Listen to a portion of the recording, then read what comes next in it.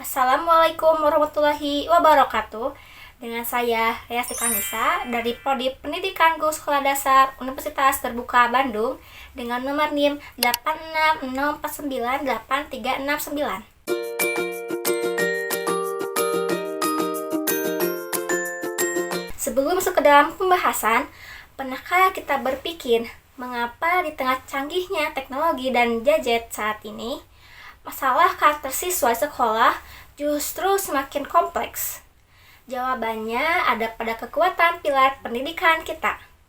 Dalam pengertian yang sederhana, pilar adalah tiang penguat. Jika diibaratkan sebuah bangunan, pilar adalah pondasi utama yang menjaga agar rumah tidak roboh saat dihantam badai. Begitupun dalam sistem pendidikan. Pilar bukan sekedar aturan tertulis, melainkan nilai dasar yang menjaga arah bangsa. Bagi Indonesia, tiang penguat itu adalah pemikiran luhur dari Bapak Pendidikan kita, yaitu Ki Hajar Dewantara.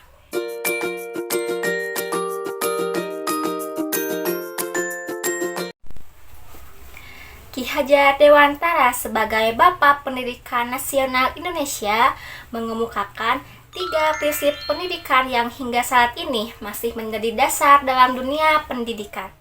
Yang pertama, Ingarso Sung Tulodo, yang berarti di depan memberi teladan. Prinsip ini menegaskan bahwa seorang guru atau pendidik harus menjadi contoh yang baik bagi peserta didik, baik dalam sikap, perilaku, maupun cara yang berpikir.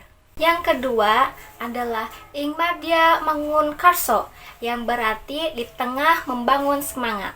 Dalam hal ini, guru berperan sebagai pendamping yang mendorong peserta didik untuk aktif belajar, berani berpendapat, dan mengembangkan potensi dirinya. Yang ketiga yaitu Tuturi Handayani, yang berarti di belakang memberi dorongan. Artinya ketika peserta didik sudah mampu berkembang secara mandiri, guru tetap memberikan dukungan dan arahan agar mereka semakin percaya diri dalam belajar. Dari ketiga prinsip tersebut menunjukkan bahwa pendidikan bukan hanya sekedar sebuah proses menyampaikan ilmu, tapi juga proses membimbing dan membantu peserta didik untuk berkembang secara menyeluruh.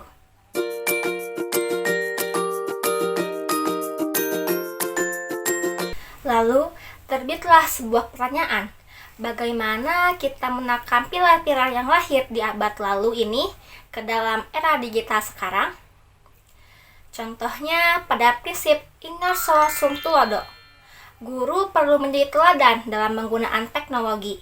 Saat ini, peserta didik sangat dekat dengan media sosial dan internet.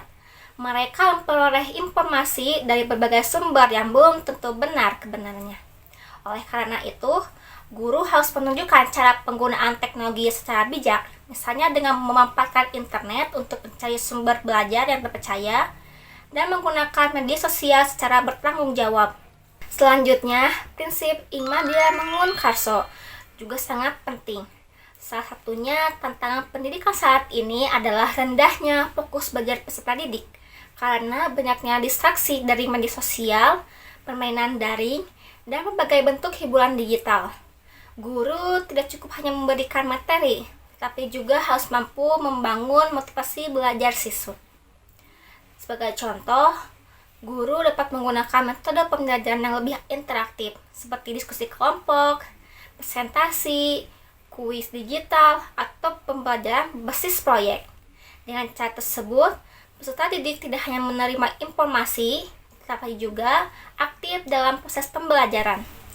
Yang terakhir, prinsip Tuturi Handayani juga semakin relevan karena saat ini peserta didik memiliki akses yang luas terhadap berbagai sumber belajar melalui internet. Mereka dapat belajar secara mandiri melalui video pembelajaran, platform kursus daring, maupun sumber informasi lainnya. Namun, kebebasan ini juga memiliki tantangan. Tidak semua informasi di internet dapat dipercaya. Oleh karena itu, guru perlu mendidik peserta didik agar memiliki kemampuan literasi digital, yaitu kemampuan untuk mencari, memahami, menilai, dan menggunakan informasi secara kritis dan bertanggung jawab. Menurut saya, bila pendidikan Ki Hajar Dewantara dapat menjadi salah satu solusi untuk menjawab berbagai persoalan pendidikan nasional saat ini. Ketika pendidikan menghadapi tantangan perkembangan teknologi, prinsip-prinsip Ki Hajar Dewantara mengingatkan bahwa tujuan utama pendidikan adalah membentuk manusia yang berkarakter, mandiri, dan bertanggung jawab. Teknologi memang penting, tetapi nilai-nilai seperti kejujuran, disiplin, empati, dan tanggung jawab juga harus terus dikembangkan. Baik, cukup sekian pembahasan dari saya.